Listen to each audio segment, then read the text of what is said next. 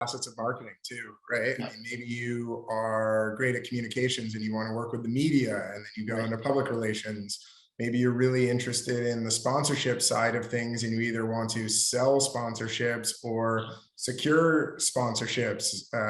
Perhaps you're good at sales, right? Yeah. Yeah. Or again, some of the things that I've done, the athlete partnerships and event partnerships. Right. Do you want to, help sign those contracts, or do you want to help build marketing plans?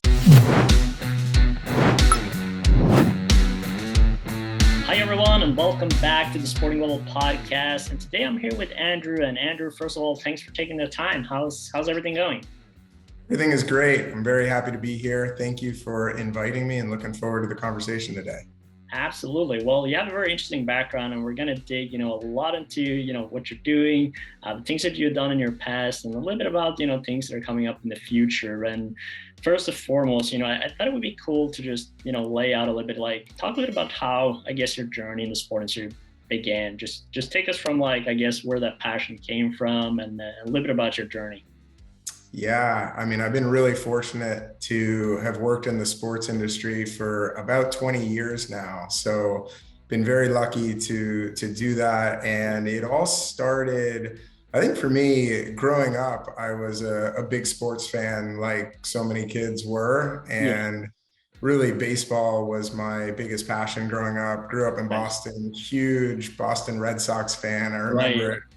Yeah, like at 4 years old, staying up way too late watching Red Sox games. And yeah, then I played sports for many years, primarily tennis growing up. And then I was very, very fortunate to get an internship working for the Boston Red Sox, which was my start to my career. So being a Sox fan and Awesome. working for the Red Sox was incredible. Yeah, no, yeah, I can imagine, and just it's kind of like a childhood dream, right? Without a doubt. And at that point, the sports industry was much less developed than it is today. So Right. I didn't even realize someone could work in the sports industry. So to Yeah. then have my first job be with the team I grew up loving was, as you said, yeah, dream come true. Awesome. And I mean, we can't all be players, so sometimes you gotta get the front office tour instead. That's exactly right. Sometimes I joke around and tell people I played backup third base, Right.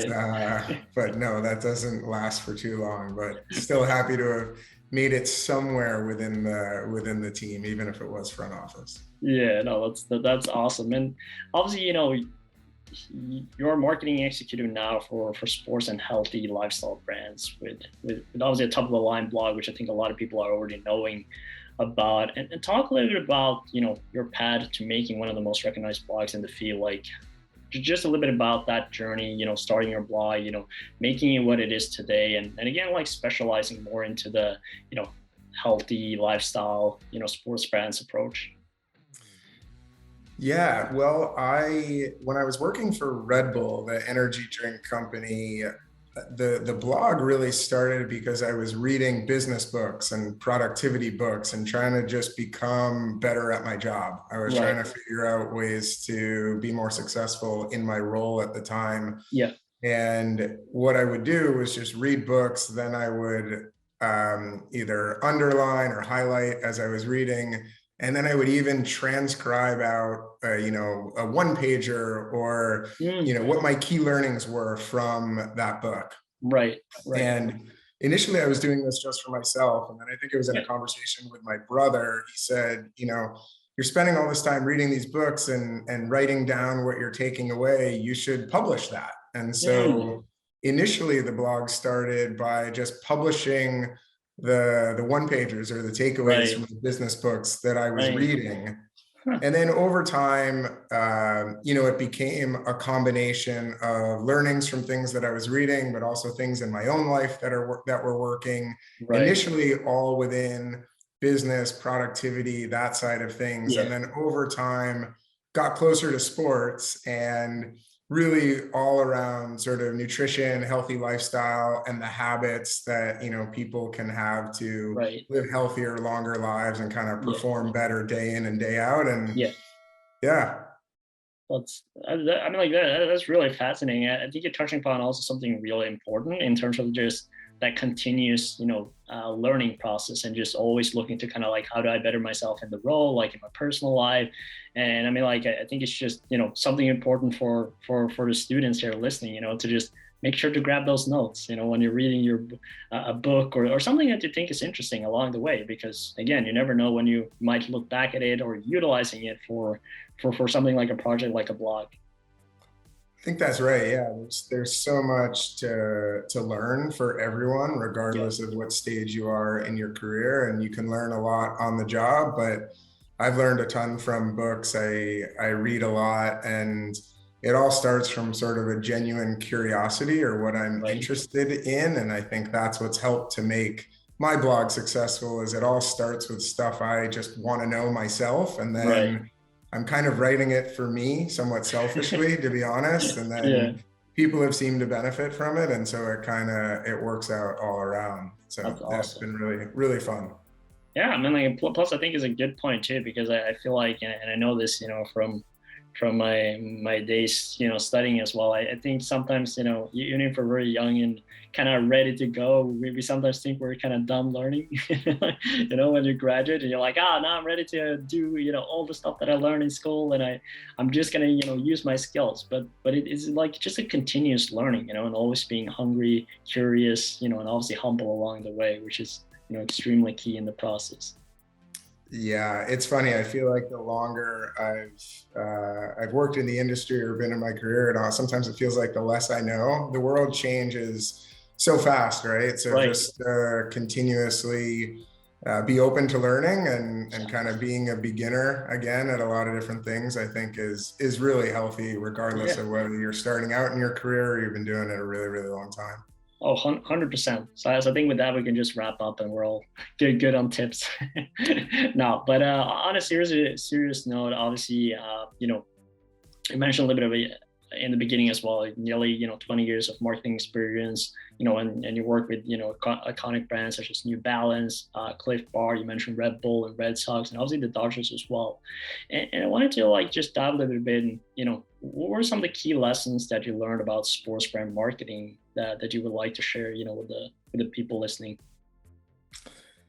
Yeah, I mean, it's a great list of brands I've been fortunate to work for, and I think one of the things that really stands out is all of those companies are not Right. only selling a product, they're Yeah. really also selling a lifestyle. And Mm. I think that's really important for sports marketers or brand marketers, that people generally don't just get excited about your product. They get excited about trying to identify with the brand in some way, and Right. whether that's wearing New Balance clothes or drinking a Red Bull. When you do that, it sort of says something about you as a person Yeah. and who you want to be. Yeah. And I feel like it's the brand marketer's job to create an aspirational brand that people want to be a part of. And I think a lot of it starts with knowing who you are as a brand and what you stand for. And a couple examples from my career, in Red Bull, I think taught me probably arguably the most in my career. And Right. everything they stood for was giving wings to people and ideas. Right. Really helping to make people's dreams come true. And everyone knows gives you wings, but that was the outward expression of who they were as a brand, who they are as a brand, and Yeah. what they stand for, and everything really flowed from that. So all the crazy stunts that they were doing weren't random. It was all in service Yeah. of Yeah. that mission. And so Right. I think that that's really important for every brand to know, is who is it that we are, what do we stand for, and then Yeah. how do we make sure everything we do kind of follows through that lens. Yeah, kind of like the core identity of a brand, and essentially the image that you have and want to portray to your audience, or consumers, or what it might be. And I think it's interesting, obviously, the examples you're bringing up. And if you wanted to talk a little bit deeper into the lifestyle approach from these brands, and perhaps, cover some key examples that you've seen throughout your 20 years in there, like what were some things that you felt like have stand out? Putting you a little bit on the spot here, I guess. Yeah, well, I mean, not even necessarily just what I've done, but to take that Red Bull example a step further of giving wings, I Yeah, mean, they sent someone, down from space and, someone jumped from space, right? And that was making that person's dream come true. There wasn't even an energy drink, I think, shown in that project overall and many right. millions of dollars spent, but it was in service of that. And Yeah, same thing. They built Sean White a private half pipe to right, train for the Olympics, right. all to help his dreams come true, right? And Yeah, to give him wings. So those are some good, I think, examples there. As it relates to New Balance, New Balance stands for being fearlessly independent, and they really mm, have an independent spirit. It's the only privately held, independent, major athletic company, and I right, think to stay within the sport example, they really partner with athletes and properties that also have that independent spirit. And I think you're seeing now an athlete like Coco Gauff, who's young and mm, kind of doing things differently. And a lot of people say will be the new face of tennis. right. She really has that independent spirit. And so finding the right ambassadors to fit with you is another Yeah, good one. Clif Bar, all about adventure, right? And feeding right. people's adventure, both Yeah, with the product and nutrition, but also that aspirational outdoor lifestyle. And so, you see the rock climber on their packaging and very involved in mountain biking and rock climbing and right. surfing and making sure that where the brand shows up very much fits with sort of who they stand for and who they're going after from a Right. target consumer. Yeah, and talk a little bit more deeper, I guess, in a sense, on the whole, I guess in a sense, aligning the brand and identity with ambassadors and athletes and that kind of approach, like just making sure that you find the right fit. Like, what are some things that you've seen and I guess utilize and learn along the way on that sort of collaboration? Because I mean, like now more than ever, I mean, like this is a critical part both from an organizational standpoint and the brands, but also for the athletes, in terms of revenue sources and so forth. That's a great question. And we're very much, as you know, in the influencer age, right? Every brand is trying to, align with an influencer and create quick awareness and think that it's going to pay off in product sales right away. And Right. honestly, the things that I've seen to be most successful are the ones that are truly authentic. Mm, It is the athletes who authentically use the product. Oftentimes, in my career, it's been the athletes going to the brand and saying, I love Red Bull, or I right. love Clif Bar, or I'm already wearing New Balance, right? I would Yeah. love to partner with you. These are the products that I love. This is a little bit about me, and it's the personality fit, and then it's the Right. authenticity and the organic connection there. Yeah. That's what works. I've always found long-term partnerships to be much more beneficial, both for the Right. athlete and the brand, Yeah. than influencer who's posting something one day and the next week they're posting something about the competitor. Right. I've always had trouble with that and found that it doesn't Right. really work all that well. So let me twist it a little bit though, because obviously you're talking like about obviously established brands, Rebel, New Balance, Clip Bar, all this. I mean, like it's obviously a very something that is very like common and well known among the athletes. But say it's like a new brand, right, that are coming up Mhm. and are going to attract these athletes, that doesn't have that relationship or image yet. How do you kind of approach that?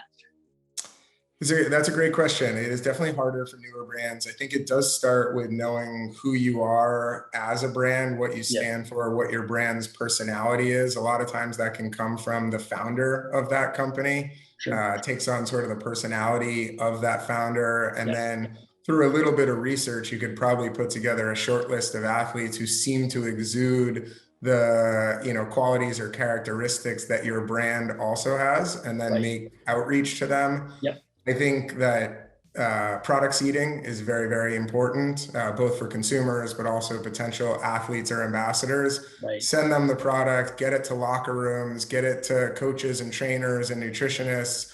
And then through that process of getting your product out there, people will come to you and say, I love this. I tried it before my workout or my game. It really worked. I'd love to discuss, what a partnership could be like. Right. So I think it's the personality match, Yeah. and those characteristics, and then also getting the product out there and seeing who really likes it. No, for sure. And I think it makes a lot of sense. It just comes down to the core identity, right, of any company and brand. And knowing that first is going to help you with a lot of those approaches and decisions you're going to make in terms of branding and strategy and athlete approach, I guess, for your influencers and your ambassadors. Yeah, absolutely. And if it is a startup or smaller company, you may have to do some deeper research. It probably won't be LeBron James that you're partnering with right away, Yeah. right? But it could be a lesser known athlete who's on their way up, Yeah. and kind of almost doing some talent identification with some athletes who are on the rise as opposed to ones who are already there. Right. I wanted to move on a little bit, obviously, because you're also a certified sports nutritionist, and talk a little bit about like how you've been utilizing this knowledge when you work with brands such as Rebel, Clif Bar, and just kind of like that knowledge into the current role that you have today. Yeah, it's a good question. Yes, I sort of took my passion for nutrition and got a sports nutrition certification a few years ago. Funny enough, it was when I was working for Clif Bar that I really developed the interest in Mm, nutrition. yeah. Living in the Bay Area where Clif Bar was headquartered, definitely a foodie culture, as you know. Yeah. And Clif Bar people cared so much about the ingredients that went in the product and sort of kitchen crafted and all Right. of that. So that's where my interest started. I Interesting. didn't actually use any of this background with those brands. That was Right. sort of the origin story of my interest in this space. And then over time, I've just become so much more interested in how food affects the way that you perform in sports, that Right. you perform through your daily life. And so that's what led to the certification. And now the primary outlet is my blog. I'm writing probably, if not every day, several days a week about nutrition for health or performance or longevity. And so I Yeah. really just do that to write down my top tips and then hopefully help people as well. But hopefully I'll combine that and help with brands as well on the nutrition front. Awesome. And then enjoying some good food, good and healthy food along the way in California, I guess. Absolutely. Yes. I'm now living in Boston, but I love my Yeah. time in California. Such a great, food culture. That's where it all started. So very grateful for my time there. Awesome. Yeah. I mean, like as a Norwegian, we're a very pale, Yeah. Yeah. Yeah. flavor palettes. It was different coming to California, living there and trying all the food. But it's a lot of fun. A lot of fun. Yeah. Absolutely. So obviously sticking into the whole, health fitness industry, and as you know, it's often, it is a bit critical side, I guess, in a sense, but it's often promoted, the health and fitness industry, promoted through unrealistic trends and standards that you see all the time, and talk about how crucial, research data is in the process of you implementing it into your blog, the content, and just, the vast amount of information that people receive today. How do you kind of, ensure the quality, I guess, in a sense, and why the research and data is so important in the work and bringing out good quality information and content. That's a great question. And it's another reason why I started my research Yeah. and started my writing is because, as you know, I feel like so much of the advice out there either conflicts with other advice, it's Right. confusing. You read one thing from a health and fitness guru and, something totally different from somebody else. Yeah. And so everything that I try to write about is evidence-based, meaning Right. there was at least some scientific study that was done well that shows this type of an outcome and Mm. what we can learn from it. And I think it's so important. You hear a lot of stuff out there about the latest supplement or pill or drug Right. or new technology. Yeah. And really, that's not the stuff that I'm interested in. I'm interested in what are the things that are practical and actionable that almost anybody can do, Yeah. basic lifestyle things Right. like exercise, like eating a healthy diet, right? That are proven to help you be healthier and live longer. And Yeah. it's really the basics and the fundamentals that I'm most interested in, Right. not the, latest trend or fad that's out there. Right. And that's obviously interesting, right? Because obviously a lot of people are appealed to the trends, to the fads out there. And for you obviously having such a successful blog and reach, talk a bit about, like, I guess a little bit of your strategy and approach, kind of, making sure that people see this and obviously engaging with it too, which is obviously a big part of making it a success. Yeah, I try to make it as easy as possible for Right. people. I mean, there are things that are not that hard to do. Things like exercising for 30 minutes a day. It's Right. not that hard to do. And if you're not currently exercising, walking for 30 minutes a day, Yeah. that alone, going from being sedentary to walking 30 minutes a day, Yeah. will do wonders for someone's health, right? And Right. that's something that takes what, 2 or 3% of the time that you're awake. I mean, it's really no time. Yeah. Eating more fruits and vegetables, right? Filling half your plate with fruits and vegetables. Like Right. that's a really easy thing that will probably add years to your life, right? It's these Yeah. very simple, basic things Mm. that I try to focus on, not the you need to, do high intensity interval training and, weightlifting 10 hours a week. It's really Right. like, what are those basic things that Yeah. almost anyone can do to Yeah. live healthier? Because that stuff makes a huge difference, more than the, you know, latest supplement or kind of diet pill that's out Right. there. Right. No, it makes total sense. And before going into kind of like the last question here, I wanted to ask you a little bit, like, obviously, where can people find this sort of information? Obviously, what's the best places to check out your content, the blog, and give us. I know you touched like briefly on some of the topics, but just give us like an overview of like what people can read and discover on your blog and content. Yeah, thanks for mentioning. So anyone can read my writing at my personal website, which is andrewmerle.com. I also write on Medium, so you can find my writing there. Also at Andrew Merle. I'm on Twitter at Andrew Merle, and I tweet a lot about these topics. I think if you follow me, you will read a lot of articles about health, performance, and longevity. I write a Right. lot about nutrition, so nutrition that either can help your sport performance or just help you live healthier or live longer. I've studied the blue zones, the Right. places around the world where people live the longest. So Nice. I write about them and their sort of lifestyle habits Yeah. Yeah. quite a bit. So Cool. those are some of the topics that you can expect. But anybody who's looking to be healthier, looking to live longer, I think you might enjoy some of the content that I put out there. Awesome. And then just I wouldn't say province, but at least it would be awesome to see some of your content in the Sporting Global platform. To with a group of obviously young people's few future leaders in the industry. They're always passionate about learning. Hungry. They're obviously why they're listening to the podcast as well, to get them out there. So I would love to see some of the content, or just some minor tips here and there in the platform. So the community sees it would be great for sure. Yeah, that'd be great to get it on there. And in addition to writing about just general healthy lifestyle, I've also written about some of the things that I think have given me a competitive advantage in my sports industry career. Right. And so some of those habits to make me more productive Yeah. and to do better within those organizations, I think that could be interesting potentially for your audience. 100%. And I mean, like, going into the industry, as a fresh graduate, going into the fast-paced sport industry, I think everyone will appreciate any tips that you have.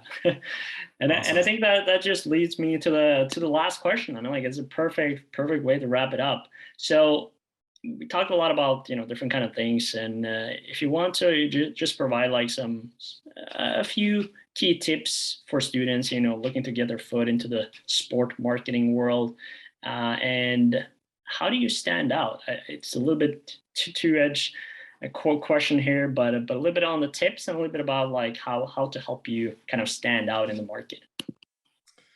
Absolutely. Well, I think SportIn Global will hopefully help a lot of people and will be a great resource. I think probably the number one tip that I could give people is to figure out your unique angle within the sports industry. What about your interests or passions or skills would make you valuable to an organization? Yeah. And to go a little bit deeper on that, I think it's not enough to just say, I love sports and I want to work in the sports industry, because everyone loves sports and wants to work in the sports industry. Exactly.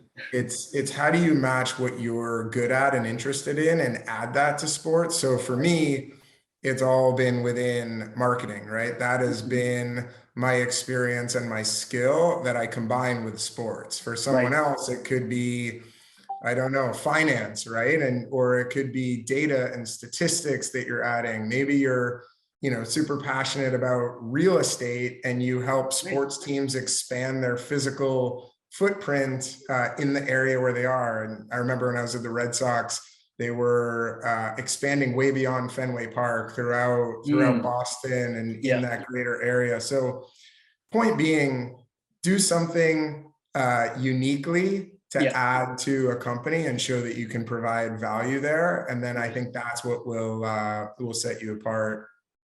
I That also makes. think Yeah. I also think just getting your foot in the door any way that you can. A lot of people start, entry level positions with a team in the ticket office or something. If you Right. do get a look at something, I started as an intern. Yeah. Try to get an internship when you're still in school, Yeah. right? Take any job that you can, because often from that point, it's the relationships and the network that will help you get your next one. That makes total sense, and it's extremely relevant for a lot of the people that are tuning in here. And I wanted to kind of like expand a little bit on, especially on kind of like how to stand up. And the reason why I wanted to bring that up is because obviously, and you kind of mentioned it a little bit as well, in a sense where, everyone loves sports. Like everyone want to work in sports. And then if you kind of like go in the next step and say, oh, what do you want to work with? And then like a lot of people is going to go marketing. So it's a high competition site. So talk a little about like, okay, well, if you're into marketing, you want to go in marketing, how do you kind of like elevate that just to stand between the second pole that are just, I want to do marketing. Great question again. I mean, there's lots of facets of marketing too, right? I Yeah. mean, maybe you are great at communications and you want to work with the media, and then you go Right. into public relations. Maybe you're really interested in the sponsorship side of things and you either want to sell sponsorships or secure sponsorships.